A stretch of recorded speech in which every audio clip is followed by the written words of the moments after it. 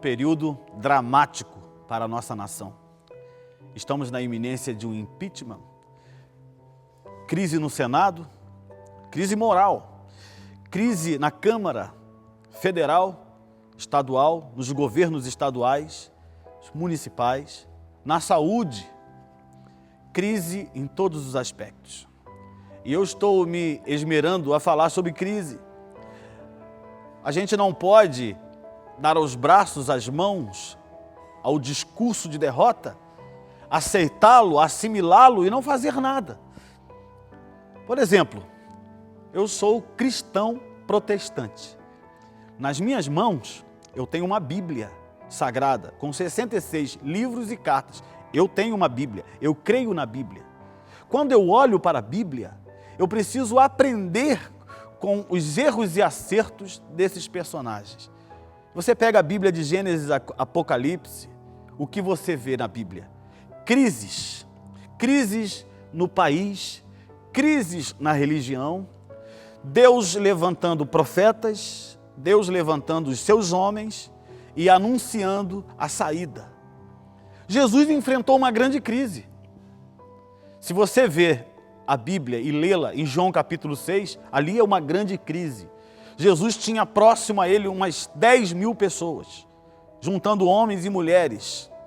E esse povo caminhou com Jesus o dia inteiro. Jesus chegou numa região de deserto, desértica, com uma vegetação rasteira, um calor de quase 50 graus, crianças chorando, pressão psicológica, porque eles estavam com muita fome. E começou uma pressão. O grande problema da crise é a pressão psicológica, a pressão externa e interna.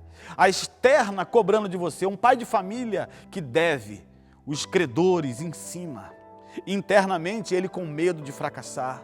Então nós temos pressão psicológica de todos os lados. Jesus estava vivendo isso. Qual foi a reação dele? A primeira coisa que Jesus fez, quando viu aquela multidão, aquela crise, aquela confusão, ele ficou em pé. Ele ficou em pé e ele subiu num lugar alto e ele olhou toda a multidão. É uma excelente dica. Qual é o tamanho do problema?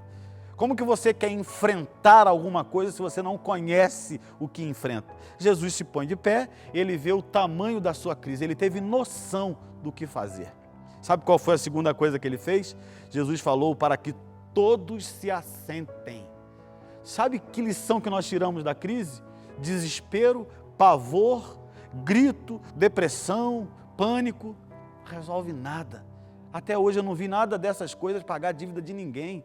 Eu não vi nada dessas coisas levantar a estima de família.